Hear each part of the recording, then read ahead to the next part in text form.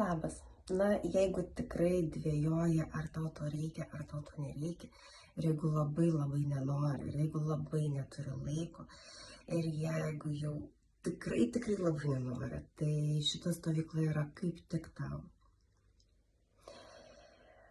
Nes kartais būna tokių momentų, kad gyvenime viskas sekasi, viską darai, bet vis tiek nerandi tos pilnatvės, kažko trūksta, kažko reikia, atrodo kokia viso to prasmė.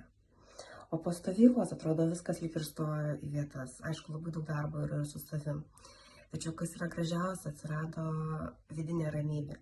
Akis pradėjo spindėti. Pačiai atsirado noras šypsotis, o ne vien tik tai per prievartą būti laimingai, patenkintai.